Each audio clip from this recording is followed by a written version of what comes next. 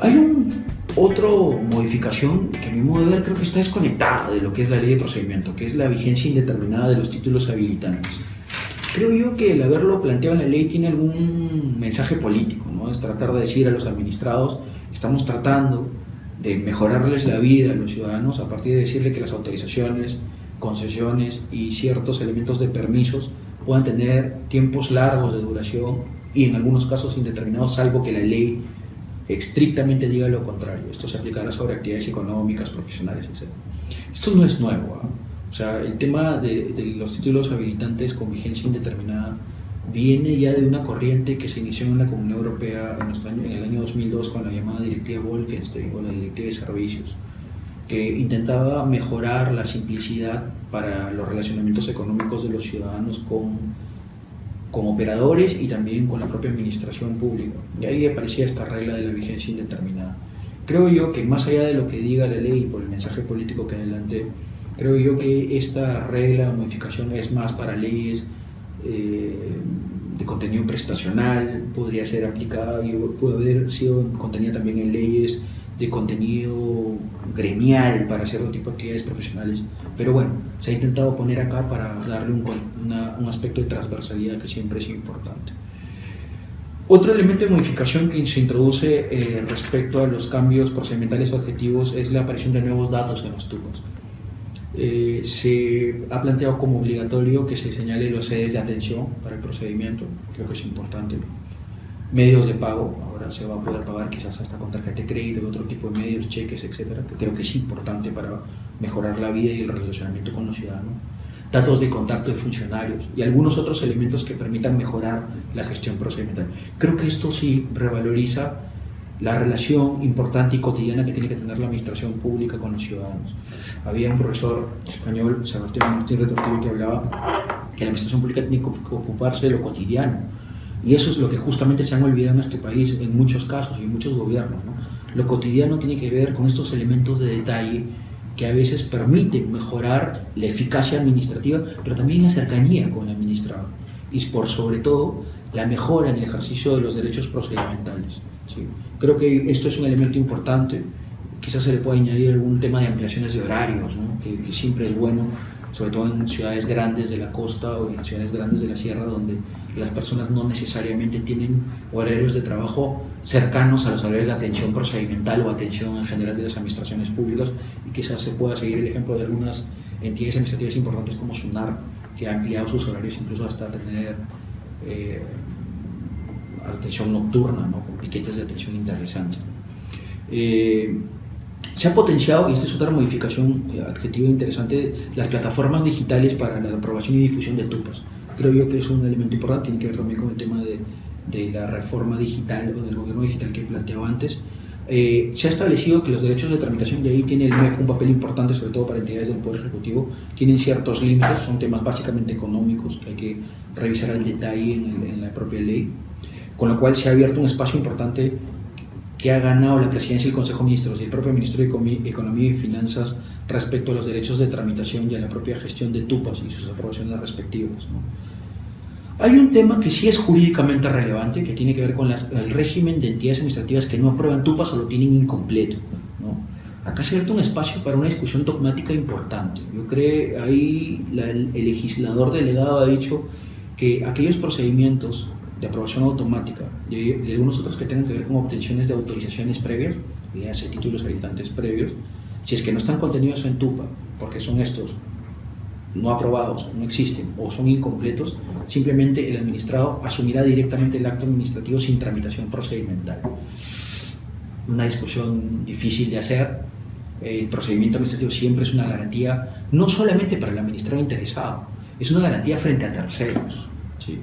Porque hay ciertas autorizaciones administrativas que en sus efectos generan consecuencias a terceros. Piensen, por ejemplo, en los permisos para la implantación de actividades económicas nocturnas en zonas urbanas, discotecas, bares, asuntos diversos que tengan que ver con relaciones de vecindario. O sea, no es tan fácil decir que una obligación administrativa luego se puede convertir en un aspecto que afecte la cláusula de no atentación contra los terceros. Creo yo que ahí va a haber un tema que discutir al futuro, y que esta cláusula o este intento del régimen por ser eficiente va a tener que tener ciertas modulaciones respecto a determinadas autorizaciones previas o permisos, ¿no?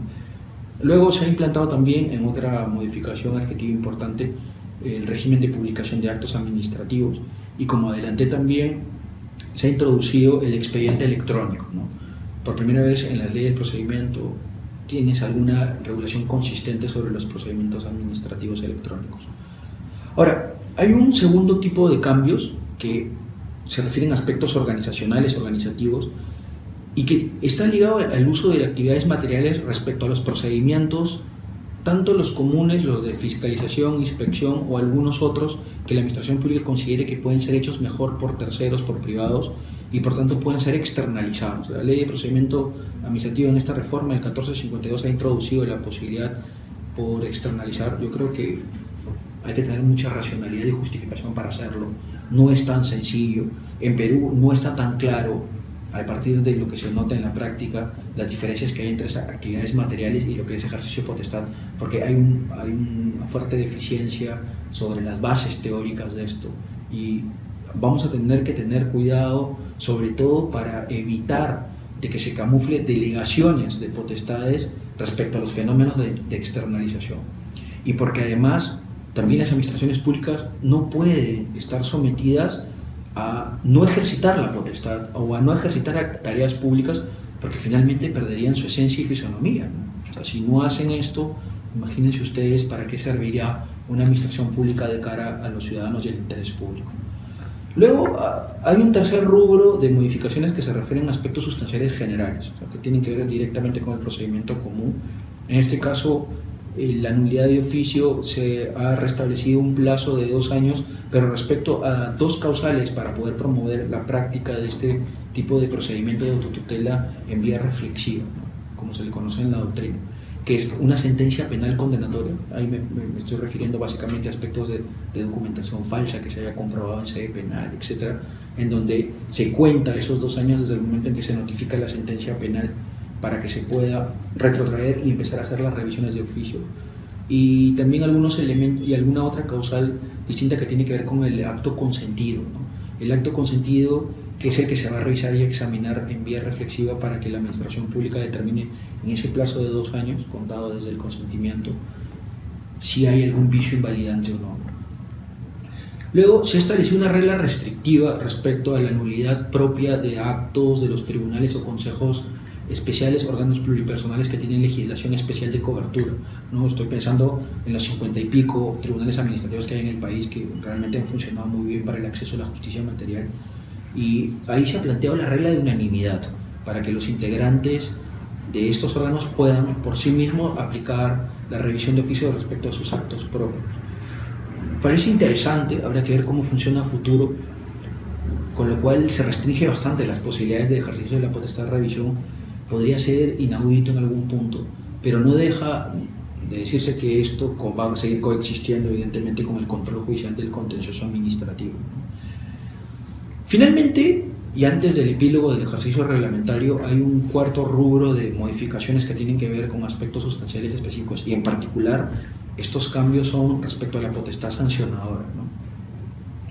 Hay un primer elemento que tiene que ver con la ejecución de sanciones administrativas, ¿sí? Todo el tema de la prescripción respecto a la ejecutividad, como le llama la ley, de las sanciones administrativas monetarias, es decir, las multas, ¿sí? Se han establecido 2 causales cerradas para poder suspender el plazo de prescripción de 5 años que tiene la actual ley de procedimiento administrativo respecto a la prescripción de la ejecución. El primer rubro es el inicio de la ejecución forzada. Es evidente que si la administración pública empieza a ejecutar de manera coactiva o forzada el acto administrativo de multa, se tendría que suspender la prescripción respecto a su ejecución. Y el segundo tiene que ver con la presentación de las llamadas demandas de revisión de legalidad, que es este contencioso especial que apareció en la ley de ejecución coactiva y que permite suspender las ejecuciones forzadas a partir de poder plantear la mera presentación de la demanda, ¿no? Una situación bastante compleja, pero también rica en dogmática, que ahora ya está preestablecida en ley y que permite, por tanto, la suspensión de los plazos prescriptorios. Pero quizás en este rubro el tema más interesante para la potestad sancionadora es la caducidad sancionadora, ¿no? La caducidad punitiva, que ha tenido varias reformas y retoques, algunos polémicos, criticables, otros buenos para el administrado, porque evidentemente han permitido reconfigurar la figura que al inicio había sido establecida en diciembre de 2016 por primera vez en la Ley de Procedimiento Administrativo General con el antiguo decreto 1272, ¿no? El primer elemento es algo que parece absolutamente, digamos, directo, no habría necesidad de explicarlo, que es el procedimiento sancionador surge desde el inicio con el pliego de cargos y termina con el acto final, y por tanto la instancia recursiva no es una continuación del procedimiento sancionador. En Perú se ha venido pensando, incluso hay legislación especial como la de Contraloría y actos de Contraloría y otros regímenes sancionadores especiales que consideran que los plazos de decantación de las figuras o garantías temporales también incluyen el procedimiento recursivo.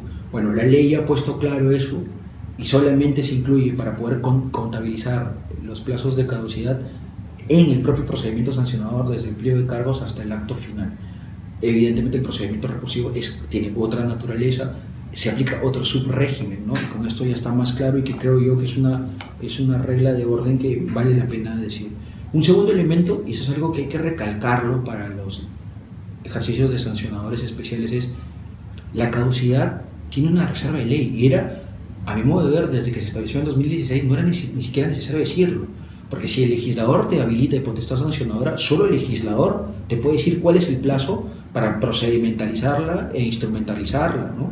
Y por tanto tener un procedimiento preestablecido y protocolizado con un plazo, un tope máximo para poder ejecutarla en ese procedimiento. Evidentemente, si sobrepasas el plazo, se extingue el procedimiento y se aplica la figura de la caducidad perención, que es el espacio que estamos hablando en esta reforma. Yo creo que eso no era ni necesario decirlo, pero hizo falta, y eso es lo extraño a este país siempre, hace falta que el legislador lo diga expresamente, porque solo por ley especial se podrá crear la caducidad, para que exista al menos un patrón garantista mínimo, ¿no?